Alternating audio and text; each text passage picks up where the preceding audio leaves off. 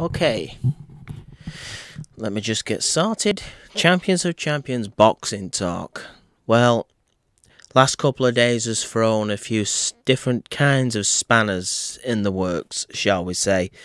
First of all, first place to start is Andre Ward. Announces his retirement, I think, today. What is Andre Ward and what is he all about? Well, here's the tragedy about Andre Ward's career. You've got a man who is far more flawed than Andre Ward ever was and never will be. Whether you scored the Sergey Kovalev fight to Kovalev or Andre Ward, you have to understand Sergey Kovalev was number 2, pound for pound. And if that was the only loss of Andre Ward's career, that was his only loss since being the age of 14. And he's been Olympic gold winner, multiple world champion in 2 weight classes, and he did actually come back in the second Kovalev fight and fight much better. Right? Much, much better. Good inside work.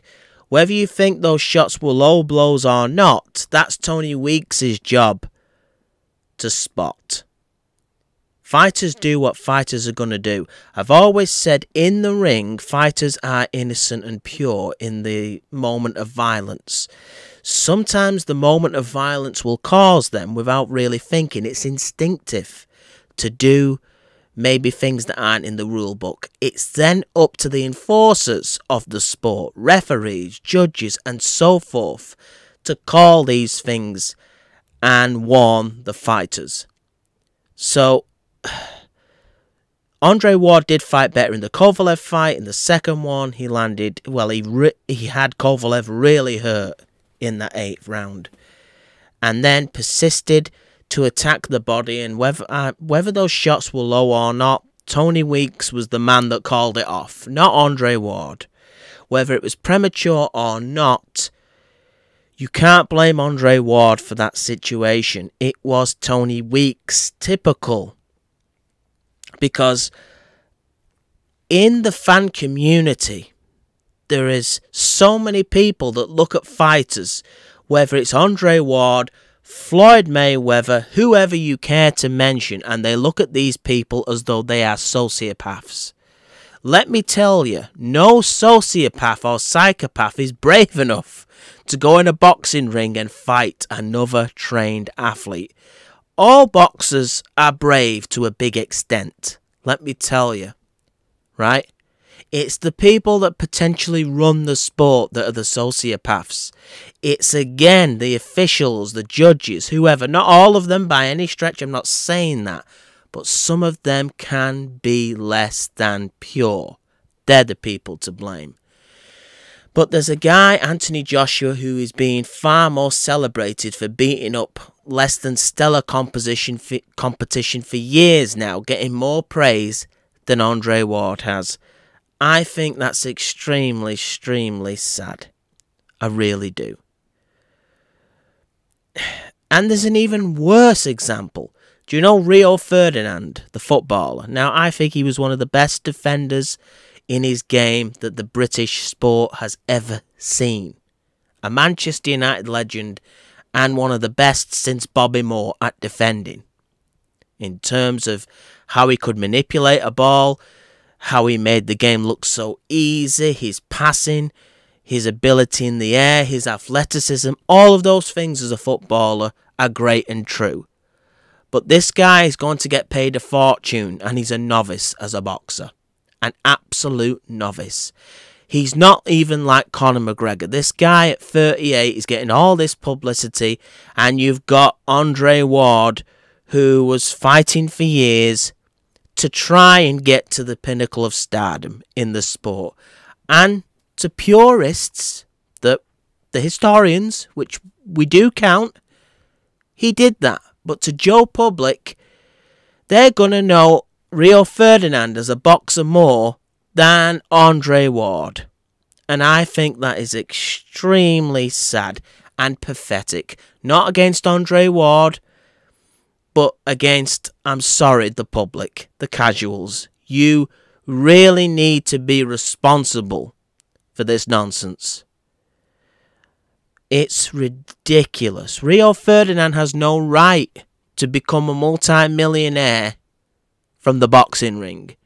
Andre Ward should have had more credit in his career than he has actually got. Let's be honest. I wouldn't say I was against Andre Ward, but I did say a few things about him a while back, and I am sorry I did that. He did eventually turn me around for the positive. He changed my mindset of how I see him, and that's what great athletes do. They turn detractors into supporters. Now, there's a lot of hatred for Andre Ward in various fan groups. Please, why can I not like Gennady Golovkin and Andre Ward? I have every right to like both men.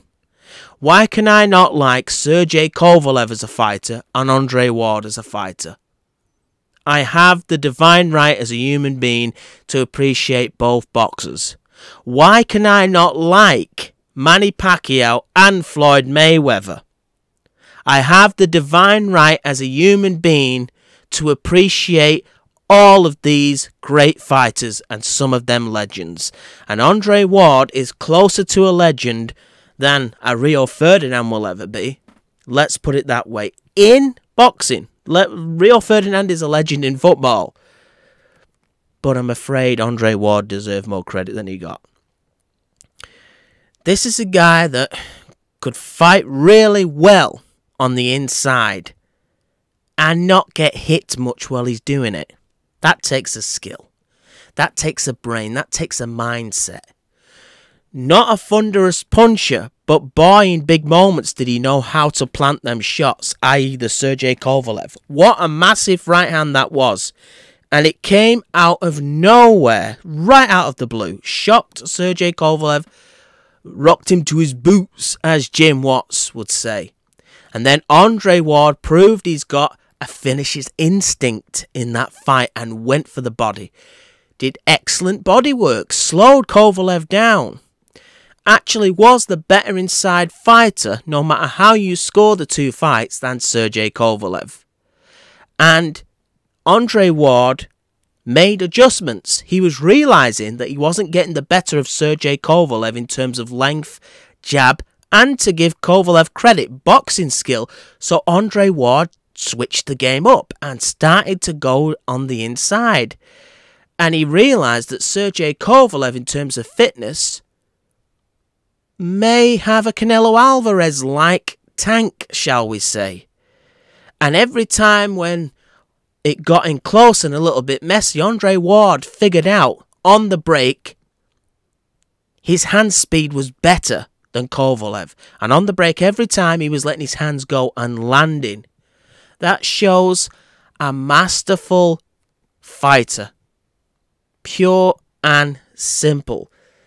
I didn't score the Carl Froch Andre Ward fight years ago close at all. Some people had it closer. I wasn't one of them. Once again, a real tough guy, Carl Froch. What does Andre Ward do? He goes in there and makes the tough man softer.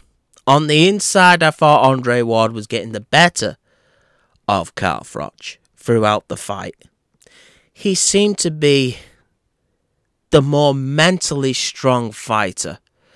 I think Andre Ward realised that Carl Froch, and again I like Carl Froch as a fighter, but he's a bit of a bully mentally. His mentality is that of a bully inside the ring, and sometimes I've heard him talk to people in interviews outside the ring. Andre Ward, again being the technician of the ring and the technician of psychology in boxing, thought, right, I'm going to go to the bully's house and confront him And the bully doesn't expect you to go to their house and confront them. And it's strange, isn't it, in life? When you attack a bully, when you go for a bully head on, they can't handle it. Because they don't expect it. People keep running from the bully. They keep distance from the bully. That's why Mikhail Kessler's head was being jabbed off by Carl Froch in their second fight. Because there was distance and range for Carl to let his hands dictate the fight. Andre Ward looked at Carl Froch and thought, the bully has more scars on his face and his chin is legendary, but that means people are hitting it. I'm going to go on the inside, ruffle the bully up and hit him. And the bully seemed to be feeling very sorry for itself in the ring that night. And it's followed Carl Froch ever since. Again, Carl Froch is a warrior, but a warrior that likes to see his competitors backing off. Then he's dangerous. When Carl Froch thinks you are afraid of him or you are hurt and on the defensive, big trouble. Andre Ward reversed that trouble. And Carl Froch has been, well, for want of a better word, bitter to say the least, ever since. Ever since. Carl Froch says things like, boxing will not miss Andre Ward. And to the casuals, they never knew Ward in the first place, a lot of them. But to the people that really know what they're talking about, Andre Ward will be missed. Right? He is now very similar to a Joe Calzaghe, who I think as the years go on, he will be more appreciated, Andre Ward. No question about it. And after all, Carl Froch went out beating George Groves at Wembley Stadium. And George Groves has gone on to be world champion since. That really strengthens Carl Froch's legacy as a champion. Andre Ward has gone out against Sergey Kovalev, the best light heavyweight, in the world, and a pound for pound champion at that. Now, do I think, going out on the top makes a fighter necessarily ahead of other great fighters? No, because let's face it, if Floyd Mayweather today carried on fighting and eventually ended up losing 10 fights on the spin, it doesn't change anything. It doesn't change the fact that Floyd Mayweather is an all-time great. What do you think that people can go back in time and change what he was because he possibly had a few defeats? Because he fought on too long? No, it doesn't work like that. Does Roy Jones now has a record? He's lost 9 fights. Does that change what Roy Jones, the great, really is? No, it doesn't. Because at one time, Roy Jones was pure and simply sensational. A defeat here and there now will never change those times. So people say, if you carry on too long, you'll ruin your legacy. Once you've established a legacy established is that of the past. You can't change the past. So if you were great in the past, you will always be great in the past. That can't be changed. Alright, currently, you can go off current form, fair enough. I mean, Manchester United have not won the Premiership title for nearly half a decade now. Does that mean that, the legacy of the club is ruined? No, it doesn't, because they have still won more trophies than any club in British football history. Manny Pacquiao now could lose 16 fights on the spin. He'll always be the first guy to win belts in 8 weight classes. That cannot be altered. This is why I'm sad that Andre Ward made this decision. People are thinking it's so smart to go out undefeated, and it is to a certain extent. But if he did lose, it wouldn't change anything. Still a great fighter. I'm sick of this generation and its precious zeros. right? Canelo has got more of a backlash by the judges giving him a favour, i.e. a draw against Triple G, than he would have got had they just said Triple G won. Nobody would criticise Canelo then. Everybody would say he lost, but what a tough guy he is. He's proven he could take a punch at middleweight. Fair enough. And they don't realise Canelo Alvarez has already lost. Right? So, your legacy is sealed. Andre Ward. You don't need to fight on, but I thought there was plenty left in the tank. I really did. He did say that he was physically and emotionally sort of beat up by the sport, even though he never took a loss. And to us, it makes it look... Andre Ward made a lot of his fights look easy, didn't he? And we take for granted that there's preparation and training camps before these big occasions. We have to even be honest about Mayweather. Floyd Mayweather in the two Marcus Maidana fights was hit. And he was hit a few times pretty heavily. Even though the second Maidana fight looked a lot easier, he still was hit very big at the end of, I think, the third or fourth round. In the Manny Pacquiao fight, Floyd Mayweather, for me, won that fight rather clearly. But there were two rounds, rounds 4 and 6, where Floyd took a bit of a pasting. He did take some shots, make no mistake about it, in that fourth round when the left hand hit Floyd. Now you have to prepare to stop guys like Maidana and especially Pacquiao hitting you. That takes things out of you. So the preparation is probably tougher on these guys than the fights. And then they do take a bit of punishment in the ring as well. And even though to our eyes it looks like a breeze, it's not. It really isn't. Even Floyd Mayweather and Andre Ward, two fighters that at times seemed unbeatable, are admitting they have felt the effects of the sport. No matter how many fights they win, lose or draw, nobody leaves boxing really that unscathed. Nobody. It's just that much of a tough sport. So Andre Ward, he does have his detractors. I can understand why, but the Kovalev fights, they were controversial. But I'm sick of having a gun put to my head because I like two sides of a coin. I'm going to get it in the end with Deontay Wilder and Anthony Joshua. I know it.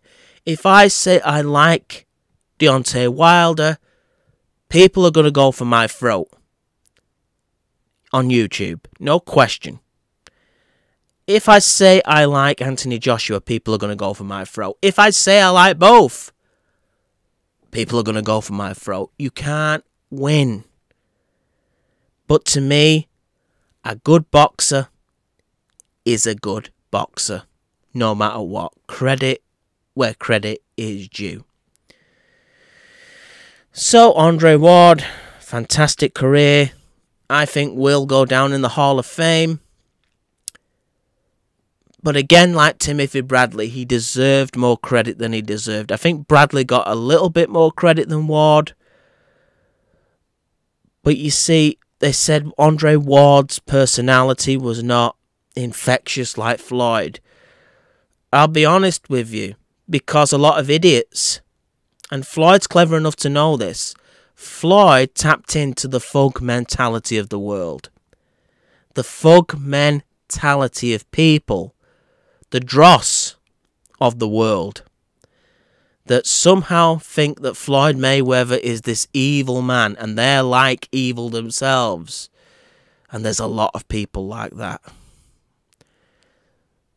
The dross then buy Floyd Mayweather's fights. There's money to be made out of dross people. Right? There is. Let's put it this way. There are more top thinkers than there are... Well, there are less top thinkers. I'm sorry, I got that wrong. There are less top thinkers. There is less quality than there is dross. And Andre Ward tapped into the quality mindset, the intelligent people, the people that could really watch boxing for what it was and appreciate it without Andre Ward having to walk around with 5 strippers around his arm. Right? He didn't need that. Mayweather didn't need that, but Floyd knew, I ain't going to make the millions I'm making without this stuff. It's not really a reflection. Mike Tyson, Floyd Mayweather, any of these characters, Manny Pacquiao, that sometimes come across as controversial, they only did it because they got your attention. And it says more about you than it does about them, because you buy it. You buy it. It's like a train wreck. It's a disaster, but we have to look at it. Andre Ward was not a train wreck. Far from it. His trains ran smoothly on the track. But when the train works too well, nobody notices it, does they? Unfortunately. But let me tell you this. Riding on a great functioning train is better than being on a train wreck. Andre Ward was great at what he did. We can't say any different. So this is Champions of Champions Boxing Talk. And I'm out, folks.